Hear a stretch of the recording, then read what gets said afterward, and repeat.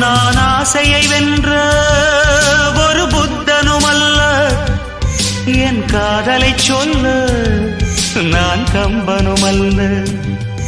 உன் காது கடித்தேன் நான் கனவினில் மெல்ல, இன்று கட்டி அணைத்தேன் இது கற்பனை அல்ல. அடிமன